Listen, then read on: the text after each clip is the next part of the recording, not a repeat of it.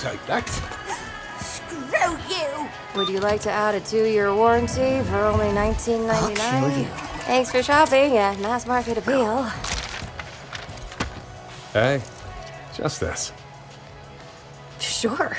Did you see the third one? It was okay.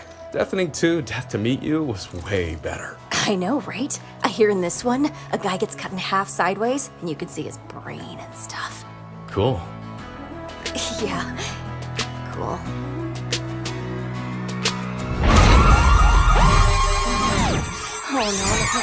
Oh, no. It's a sale! But Mercenary Day's not for months. It just came early!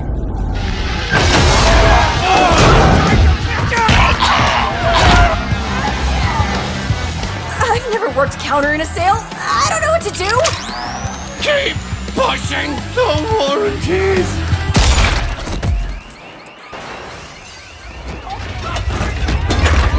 50% off! The last one's mine! I need this gift wrap! Savings!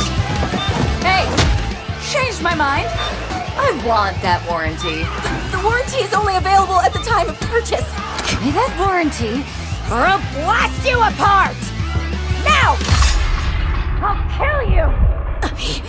I can't.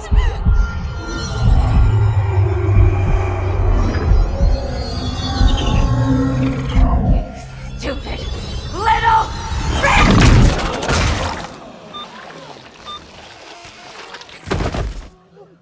I was after her! No, I wasn't right!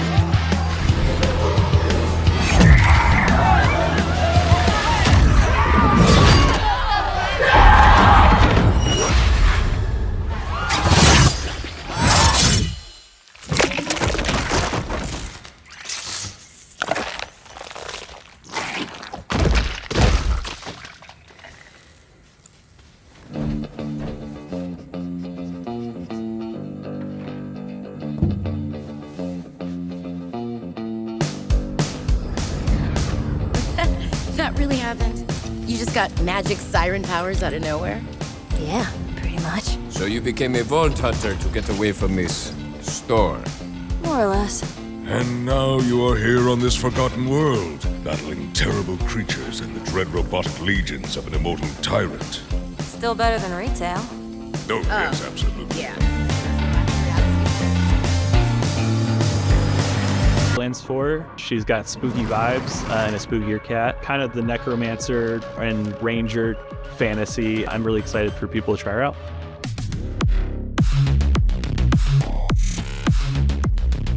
Vex is ultimately she's a siren, and she's a necromancer siren. She's all about creating disposable minions or creating spectral companions, or giving herself godlike warlock powers that she can blast her enemies. The kind of player that would enjoy Vex, if you're an action RPG player who specifically loves necromancer fantasies or ranger fantasies, it's got everything you ever need. She's actually the first siren that we've ever had to focus specifically also on kinetic damage. So if you particularly enjoy lifesteal and draining your enemy's health for lots and lots of power, you'll have a good time.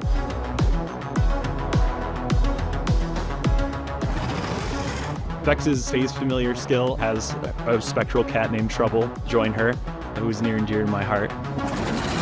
And when you activate the action skill, you can teleport him around the battlefield and make him into Big Trouble. You've got stuff that lets Trouble blink to targets, have better crit chance. You're giving Trouble the ability through one of the augments to cause crit damage on any location. We also have augments that soak a bunch of incoming damage while still dishing it out to enemies as well. Vex's incarnate skill kind of turns her into just a weapon of mass destruction. She literally explodes at the beginning, gets a sweet pair of spectral wings, and a soul orb that she can use to Eldritch Blast her enemies. And the more that you deal damage to enemies, the faster it comes back, which makes quite a satisfying loop. fire off things like the Geist Wave, an energy wave that deals damage to enemies. You have stuff that buffs up your survivability. You've got things like lifesteal. You reduce the cooldown on your rep kits so that you can really stay in the fight a lot longer. There is an orb that will hover around and cause extra damage to enemies nearby. All these are various options that you could pick within that tree. Vex's last skill, Dead Ringer, you either get to summon a Spectre or a Reaper, where the Spectres are clones of yourself that don't move, but they use long-range weaponry to kind of just do as much damage as possible. But the Reapers have giant scythes, they attack people in melee, and they actually taunt near enemies, so you kind of have this interesting choice between, do I want to taunt my enemies and play more defensively, or do I put down a bunch of Spectres and just light up the battlefield? The fourth seal is something that focuses around minions. This is personally a favorite of mine. I've always loved games that let me do little minion builds. I'm very much the kind of person that plays a necromancer in the games that let me. Time to break out the big side.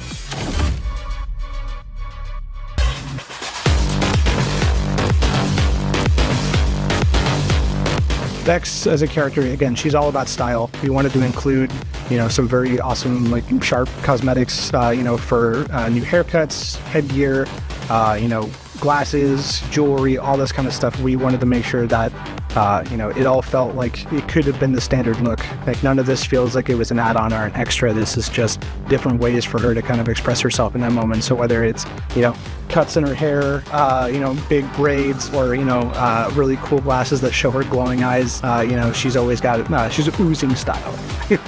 We have an array of vehicles that the players can drive. So one of her cosmetics is a biker helmet that is sleek, matches that aesthetic. So, you can put that on and feel like you are straight out of, a Japanese manga. Yeah. I hate this planet.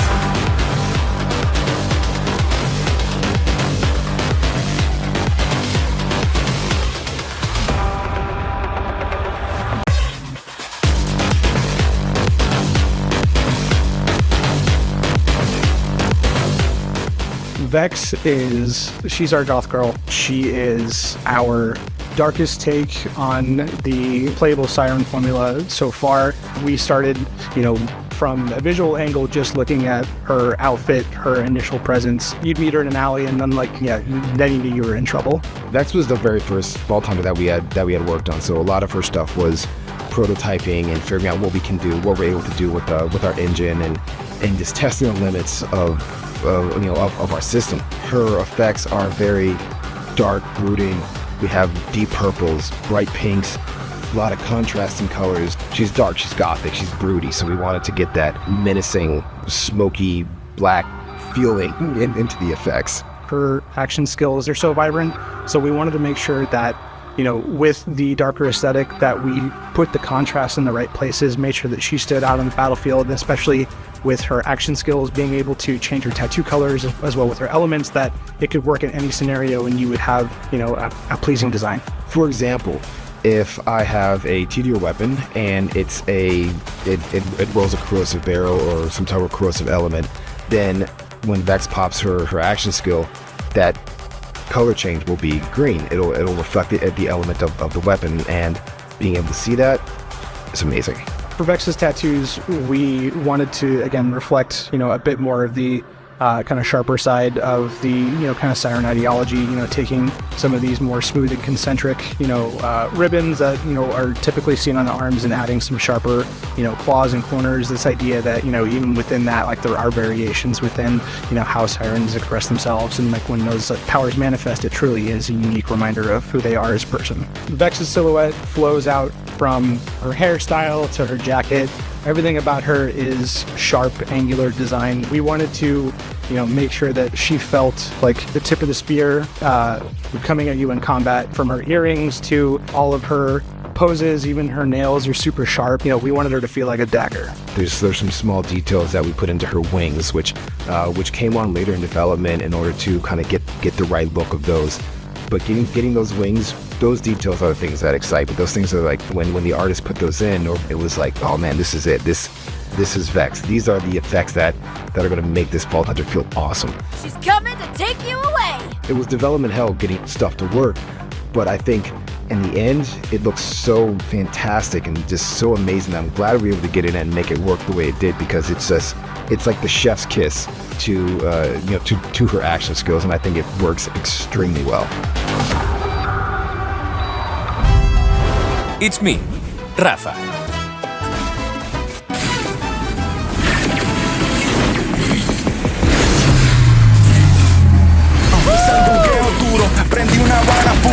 Slice the dice!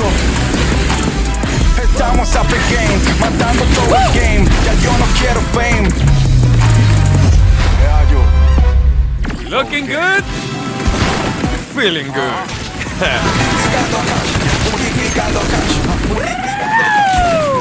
You didn't think we were finished, did you?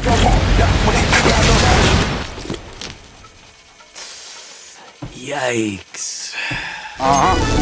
Sandungueo duro, prendí una vara puro. Yo cosas duro. Here come the fireworks! Accept fate!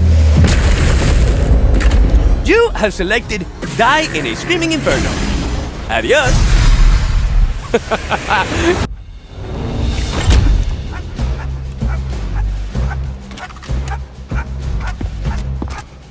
Valued shareholders of the TDR Corporation, we are proud to debut our newest project, the Live Frame. Meet our first prototype, DF-191. Call me Rafa, sir. DF-191 here hails from the Seam, asteroid belt, yes? Yes, sir. So you grew up in microgravity. Your body can't handle a planetary gravity well. First time I stepped off the shuttle, I fell flat on my face. And yet here you stand, tall, proud, model of a TDR soldier. Gracias, sir. Let's have a demonstration. Live Frame is an advanced exoskeleton that enables anyone to survive the battlefield. Right now, the weight of DF-191's own body is betraying him, crushing his lungs. He's fighting for his life, and not for the TDR Corporation. Hey, bastardo. Thanks to the tireless efforts of our scientists and the sacrifices made by DF-191 and his fellow prototypes, Live Frame is a success! Now, there's only one thing more important to TDR than the lives and honor of our armed forces, the living, breathing backbone of this company. And that is saving.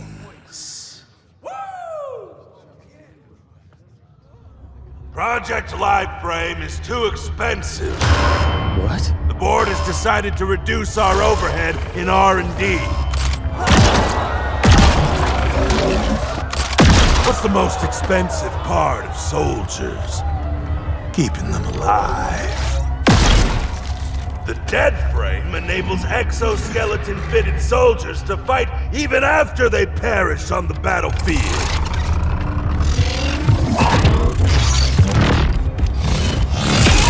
Tenth of the cost. Come quietly, DF-191. I told you, it's Rafa. I want him dead!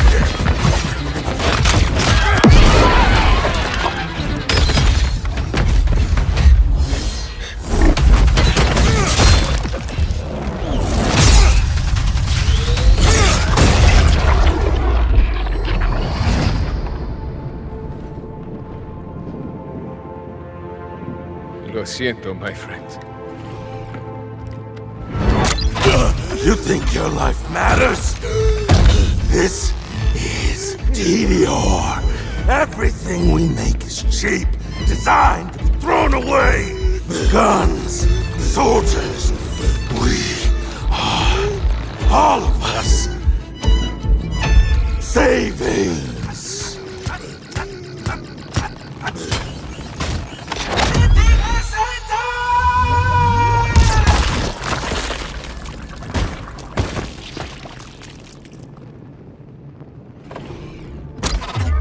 RAFA is no one's savings. RAFA is free. So you perished and rose again to haunt this world. No. RAFA no está muerto. Dead frame, it is a branding thing. Well, do you drink blood or... That's vampires. He's a zombie. It's not... What part aren't you getting? I am alive. See, I have been given a second chance. I may die at any moment. That is why I live carefree. You know, YOLO, as they say. Yolt, given your supernatural resurrection. You know what? Fine. Yolt. Ay, son idiotas.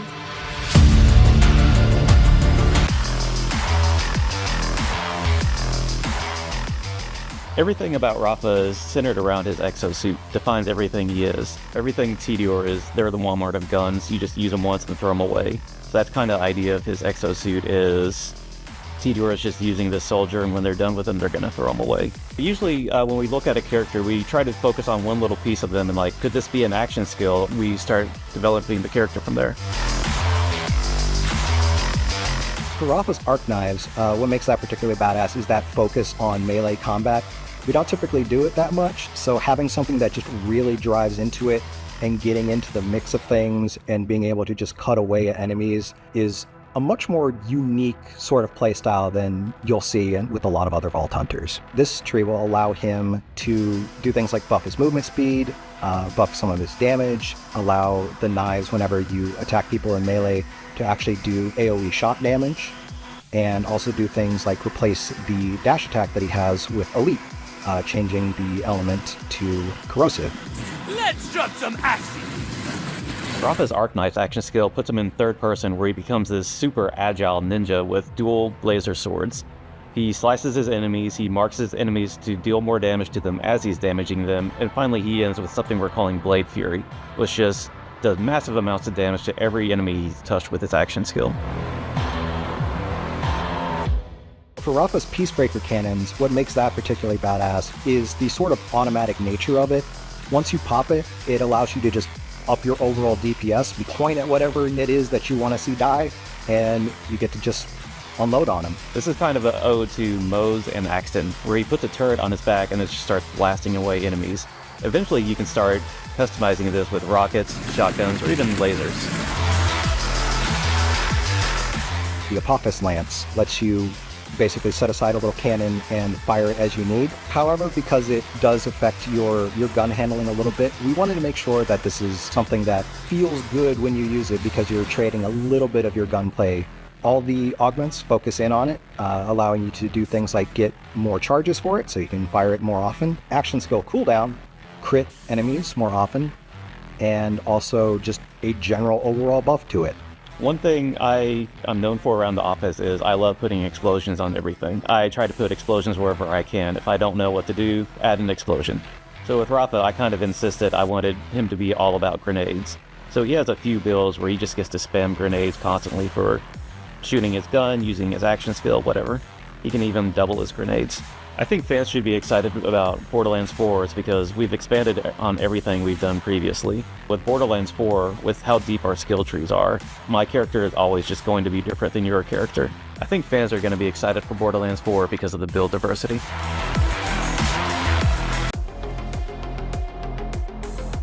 Rafa's customization definitely leans into his past as a military experiment. We wanted to show even the possibilities of how this could have ended up, whether he was blinded in combat or part of a more explicit Tediore outfit with larger helmets and headgear and all this kind of stuff.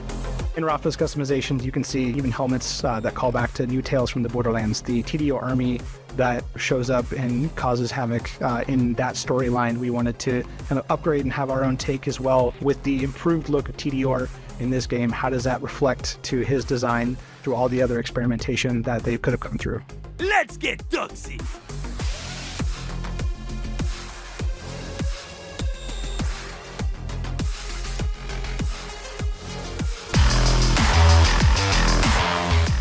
Rafa is our introduction to the soldier in this installment of Borderlands. Rafa is a charming, devil-may-care jack of all trades. He is a Swiss Army knife on legs, straight out of the TDR playbook. You know, it's all about versatility, all about mobility, all about getting the job done. Call me Rafa, sir. If Vex was a triangle, Rafa is a hexagon. If we look at his overall silhouette, he is defined pretty loosely. He's got a casual fit. His prosthetic legs were part of his transition during his time in the TDO army, but the real silhouette marker are the exo arms that are attached to his back. As he's got, you know, the blades out, they kind of form this nice hard angle up at the sides, whether it's up above him or off on the side. Like, it really is this extension to provide some negative space between him and the environment. Rafa's personality is very outgoing. He has an ego to him. Within those effects, we wanted to portray that by giving out a lot of very large explosive effects. You know, the effects are bombastic. They're over the top, with large explosion, large action skill, you know, bright lights, bright emissives, things that feel powerful. We want the player to feel powerful all the time, and especially with Rafa, with you know, the large ego. Boom, it's going to have large effects. We wanted to take this big dive into, you know, making him feel really cool. All right, let's dive into these greens. Let's dive into these, you know, nice cobalt aesthetics with, you know, some little complementary browns and yellows. Like, he is a bit more reserved. He's not super flashy when it comes to needing all these crazy color pops, but, you know, he is loud when he comes on the battlefield. Rafa's face and the personality there, it was contentious. You know, we really had a difficult time figuring out how to make him expressive, how we wanted players to, you know, kind of interact with him, and the choice that we ended up making was to let the player decide. We gave them an option to start the game either with the mask on or with the mask off. Yeah, his initial presentation is with the mask and the hood. You know, it's very impactful, it's very cool, but as soon as the game starts, you can take that off, really buy into, you know, all the jokes about his charming smile, and make sure that that's, you know, reflected and that you can see him as a person as well. Rafa's design is a juxtaposition between this military and this kind of, like, you know, world after his service, kind of seeing these hexagonal shapes. He's very well rounded, very well proportioned in terms of the balance on his kit. He can jump, slide, glide, all of the above with relative ease, and nothing's going to slow him down.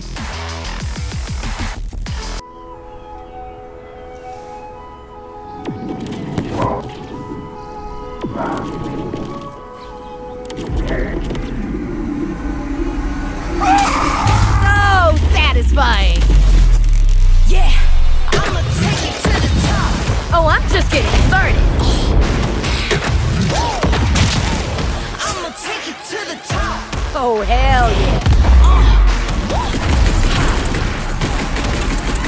I'ma keep climbing, I'ma keep rising, I'ma go high so high, get the vibe, circle like lightning, do not fight me, better turn light. Backup has arrived.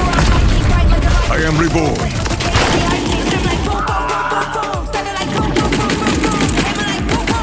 Who said science can't be fun? This is gonna take some cleanup. And I never fall. Stay right there. Till I have it all. Pedal to the metal. Get the crown. Break it through the walls. Higher, reaching higher, rising up. I'ma take it to the top.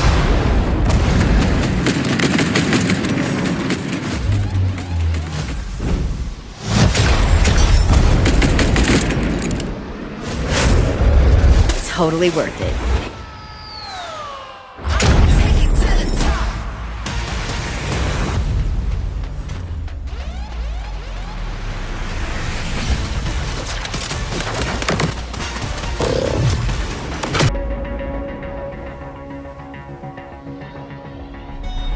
Convoy M84, this is Malin Orbital Command requesting sit rep. Package is secure. 30 clicks out. Do you require additional escort? Wouldn't hurt. Negative, Command. Looks like clear skies. Time to take back what's mine.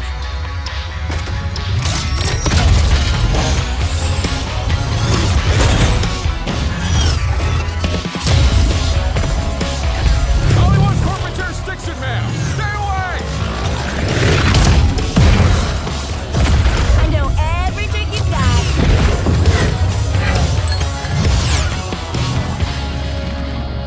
Malawan's ecosystem is built on my tech.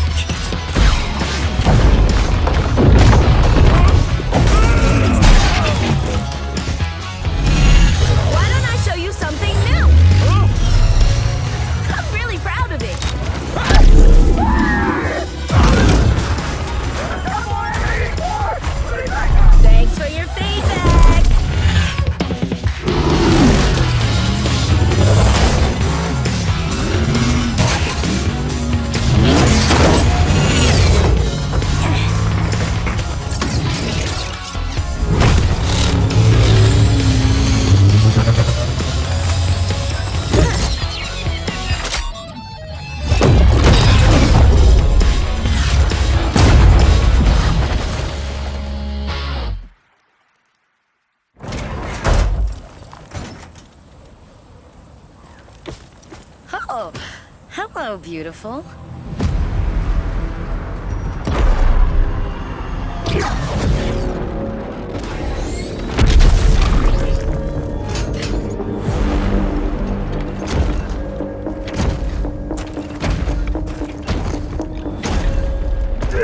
Hey, sis! Who is that? Danny? Danny's dead. It's Ephraim. Oh! Hey, F! You kill him? Nah, vault hunters. Bunch of thieves. Not stealing if you made it, right? That's not how Mollywan sees it. We doing this? Yeah, we're doing this.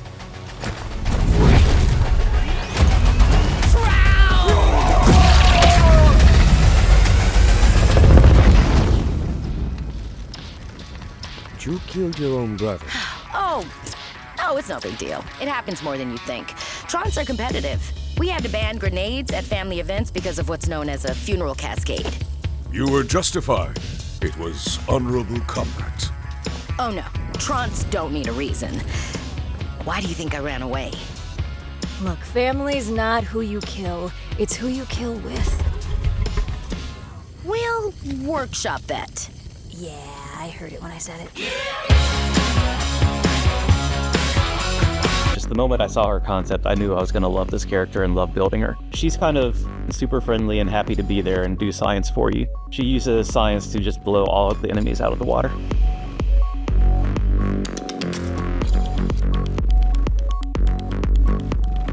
Harlow's Cosmic Brilliance tree is all about affecting the battlefield with her Flux Generator. This action skill throws her Flux Generator into the environment, and any enemies inside of it become automatically entangled, sharing all damage they take, dealing constant cryo damage to everything inside of it. Additionally, Harlowe and her allies get overshield while they're inside of it, so it's something players can use offensively or defensively. So what makes Harlow's Flux Generator feel particularly awesome is that sense of battlefield control, in that you get to just throw something down, dish out extra battlefield damage, but also the generator itself gives you an ability to provide some ally support, both for yourself and your buddies that you're playing with. And this is my personal favorite. You can have it so that enemies that are within the vicinity of it completely lose all of their elemental resistances, so being able to just be like, I don't want to deal with it. And then also getting a buff to your own status effect application, really nice to kind of try and melt them down. Harlow's Chroma Accelerator is her giant nuke action skill. This is her boss killer. This is the one where she fires a slow-moving projectile that moves through the environment, and then she can detonate it to make a giant radiation explosion. Harlow's Creative Burst skill tree is all about using her Chroma Accelerator to deal insane amounts of action skill damage. She has one skill, Cue Ball, that turns her Chroma Accelerator into this bouncing ball that just bounces all over the environment, entangling enemies everywhere it touches and just dealing massive damage everywhere, along with freezing enemies in its path. There's lots of little things in there that will augment them and change the way that they behave in some capacity. So like you'll have one that makes it so that as it passes through enemies, it'll actually drag them along behind it, which is kind of neat.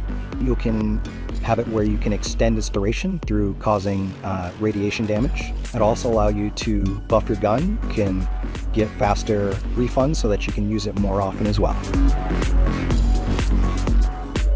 Harlow's Seize the Day skill tree is all about using 0 Point to control the battlefield. It can do everything from making massive singularities to draw all the enemies together, to slamming enemies down and creating giant cryo explosions to freeze enemies, or it can even slow down enemies as you critical hit them. Harlow's action skill 0 Point is where she can bubble an enemy up into the air. She can slam them into exploding barrels to cause big explosions, or she can throw them into other enemies and just cause general chaos. For Harlow's Seize the Day, this really focuses in on her stasis.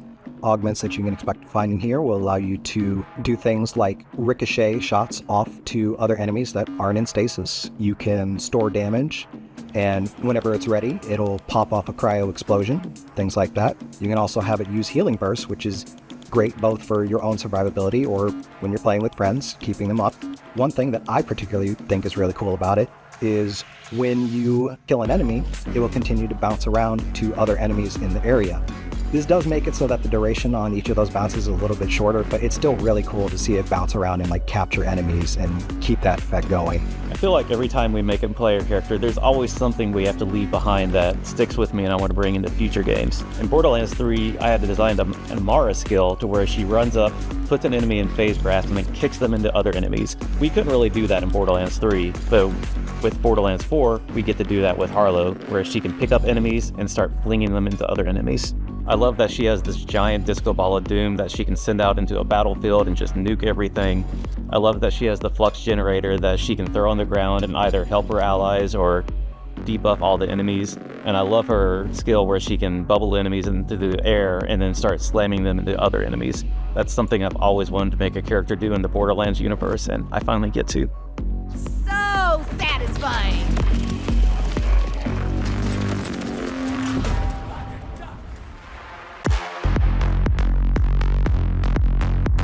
Harlowe is an energetic, intuitive specialist. She knows how to get what she needs.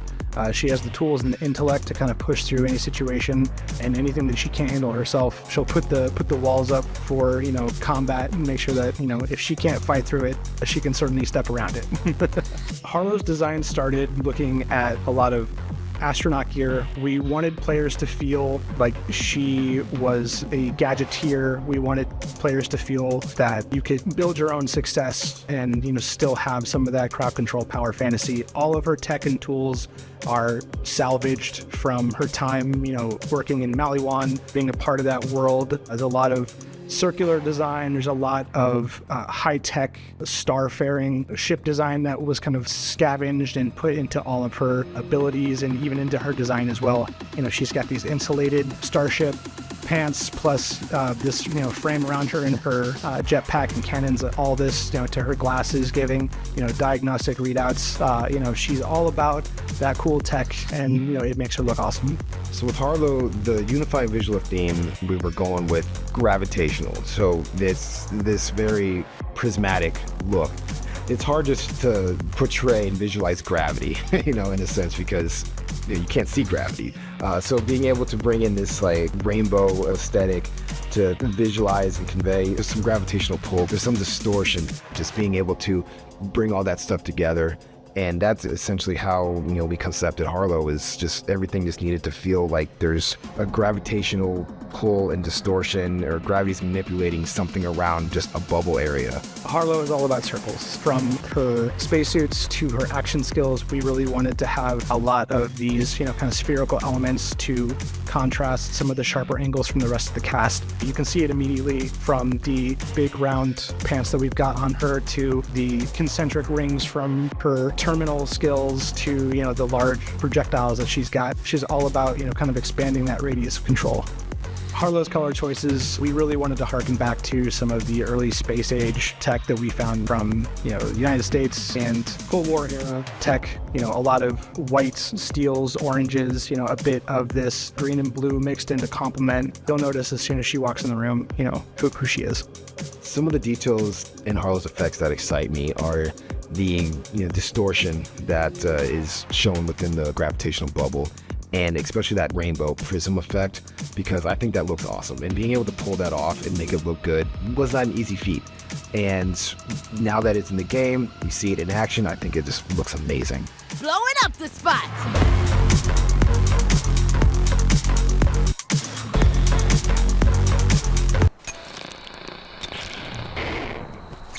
Skippy, I'm coming home!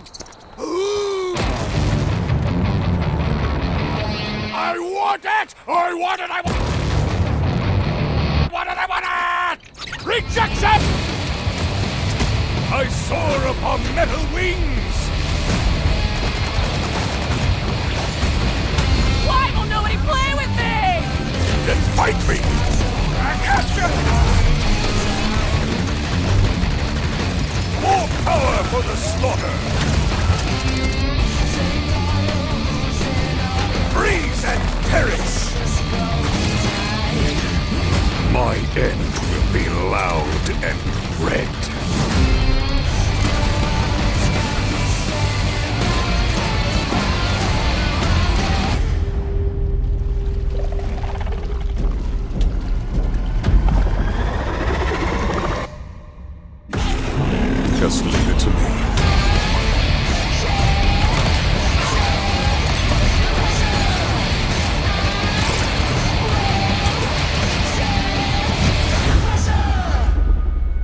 this the loud ending you wanted?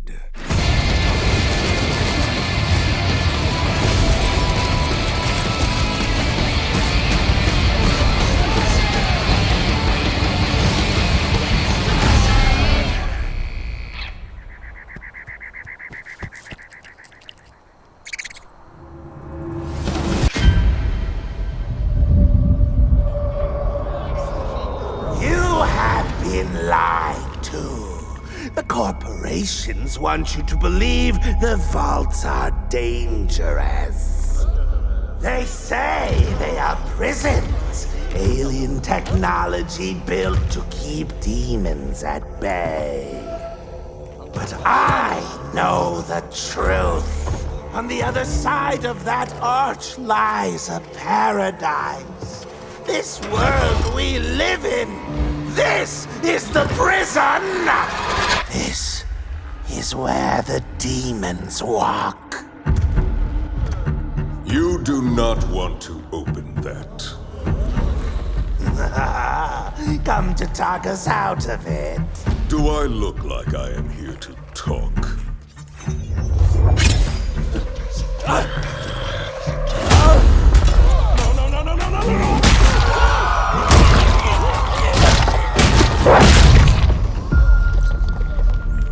Unlike any of you, I have seen what emerges from those arches. I have watched them tear 100 soldiers apart in seconds. I have felt their teeth on my bones. I have lost enough, and now must walk alone. Ah, I thought you said you weren't going to talk!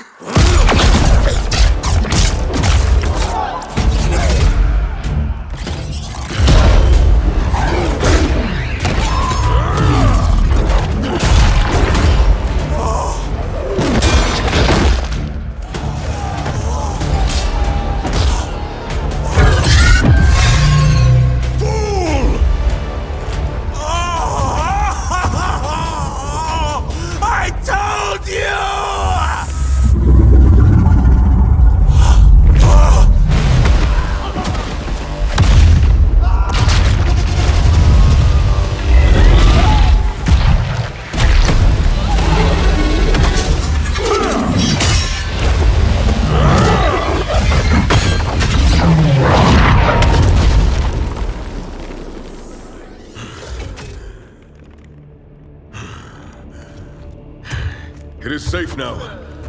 You may all... Asshole! You've ruined all of it! I could have seen paradise!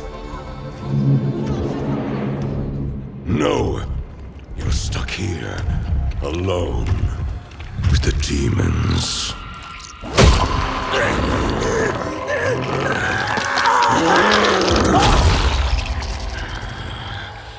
And then... Okay. But the question was favorite ice cream flavor.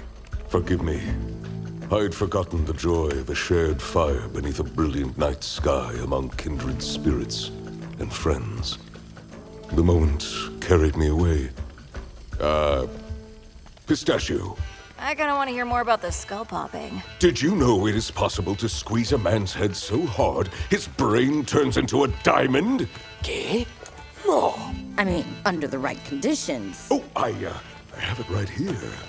What? Oh, gnarly. No way.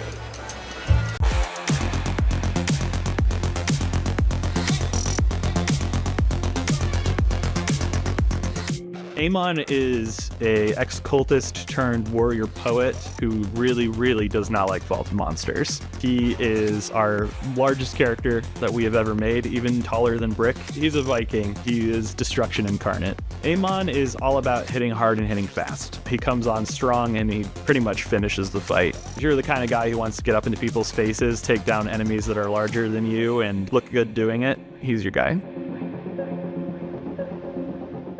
Amon's cybernetics tree is all about summoning his weapons. He already summons them in his hands to, slap people in the face, but he can actually also summon autonomous drones. So you can have a floating sword, a floating axe, and a floating hammer kind of tag teaming up against all the adversity that you come across. Fun thing about Amon is that he actually gets what's called the Forge skill, and the Crucible's Forge skill, which is a secondary action skill, will actually see him take both axes, snap them together, and throw them at his enemies. It'll go out, it'll return, and it'll hit and damage people in both directions. And if it hits any of those axes, it'll also cause massive explosions. For Amon's cybernetics tree, this really focuses in on his axes, both fire and ice. You have augments that allow you to change out the types. So not only can you throw the axes, which is what you start with, you can also change it to throw hammers, and you can even throw some swords. So for example, if you decide to stick with the axes, you have one where if you throw the ice one, you can actually pierce through enemies. Amon's Crucible sees him take out 2 elemental axes. One is fire and one is frost that you can chuck into your enemies to deal massive elemental damage. And if you end up killing them, they'll actually explode. What makes Amon's Crucible a really cool skill to use is it kind of sells this sensation of being this big hulking Viking when you're going around with your 2 forge axes, and you got one with fire, you got one in ice, and being able to just throw them around, pick them up, and chain it between enemies is something that feels really cool to do. Amon's Vengeance tree is all about taking lots of damage and dealing it back out. Special mechanic for that tree is something called Elemental Affinities, where he will actually get rewarded for killing enemies with specific elemental types and doing different elemental attacks. So he can create a gigantic ground fissure to ignite his enemies. He can summon lightning bolts from the sky to zap them. It's a really good time. For Amon's Vengeance tree, this focuses in on his shield.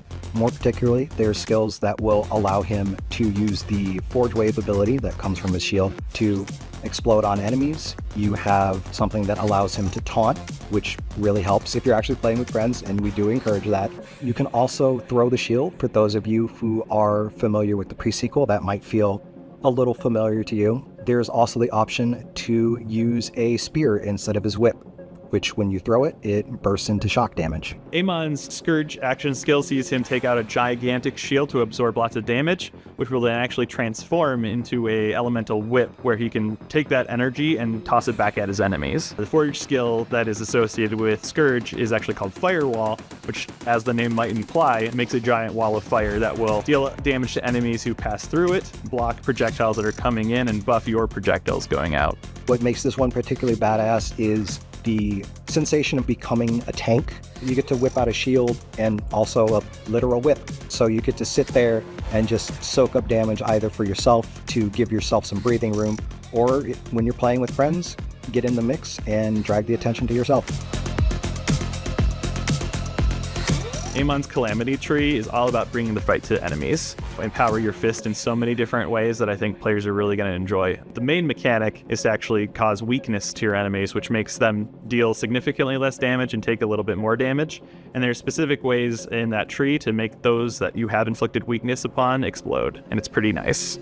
For Amon's Calamity tree, one of the options for this allows you to really up your durability. This particular augment will allow you to buff yourself back up in order to stay in the fight a lot longer. You have the option for the Rocket Punch to change its elements to suit your particular needs. You even have the option to allow the punch to have its own follow-ups in order to actually execute enemies that are below a certain health threshold, which I'm personally always a fan of those kind of things. And it also has the option to prime enemies, which is a thing that's unique to Amon, which allows him to detonate enemies under specific conditions. Amon's skill Onslaughter gives him an empowered fist to punch his enemies and dash across the battlefield. You can use it over and over, and you can use it while you're mixing it up with your guns to get into close range with like a shotgun, so you can do a 1-2 punch. The associated Forge skill with Onslaughter is called Molten Slam, where you see Amon take out a gigantic hammer and just slam it to the ground, causing pretty much elemental devastation all around it.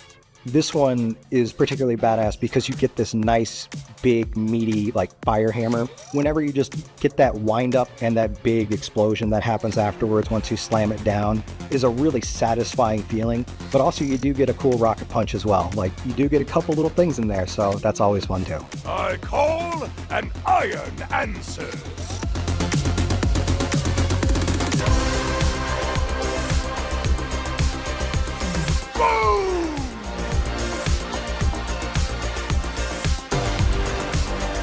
Amon as the Forge Knight, we wanted to literally take both pieces of that name and really make it something that you feel every time that you play as him. His design is meant to show a bit of his history. We have this entire armor set on him that is built to reflect that he builds his own weapons. It kind of generates these drones that are versatile and create weapons on the fly. They go and form protective shields, and also they can help propel him forward to deal devastating punches and blows to enemies. Amon is a big guy, and his effects needed to feel like a big guy was carrying them. We didn't want them to feel light. We didn't want them to feel airy. They had to feel heavy and thick. Amon is heavy. I want players to feel like a brick wall whenever they play Amon. He is absolutely a towering force to be reckoned with. He is covered in metal and leather and spikes and all this cool cybernetic gear that links him to these attack drones. Whether you want to come crashing down with a giant fire hammer or light enemies up with frost axes, you can do anything. Amon's silhouette, we wanted it to feel sturdy. We wanted him to feel like a solid rock. If Vex is a triangle, if Rafa is a hexagon, that would make Amon a pentagon. The 5 pillars, that kind of keep him upright. There's a little bit, of this occult backstory. He started his journey fighting vault monsters. They killed his civilization, so he's on this vendetta to, rid the universe of this. As we kind of look at him as well, he's got a wide stance, he's got broad shoulders, and you can kind of see this in every step. We paint on his battle standard. We've got notch marks in his armor of, kind of showcasing, like, okay, this is how many monsters he's taken out. His head has, suffered injury. He's got scars, prosthetics that, he's had to kind of survive through and build himself. We have all these different battle scars on his skin as well, just to kind of show the conflict and what he's kind of gone through. The tatters in his cloth, the bladed knuckles on his fist. Every conflict, he will start to build something new. Some of the details that excite me in Amon's VFX, the heaviness of everything, the power that is in everything he does. When we were crafting these effects, we wanted them to get the player excited to use. We wanted them to say, hey, I'm pulling out some giant axes and I'm about to just mess some stuff up. I'm about to go crazy with these things. I got this whip. I'm going to go, break some stuff with this. Oh, look, I just slammed the ground with my giant hammer. Now I've just disrupted the play space. So a lot of those smaller details of just adding in just crazy stuff to make things just look blown up and destroyed is, what really excites me about playing this guy. He's got to crouch through every door frame, but once he's there, he's never going to back down. You should run now!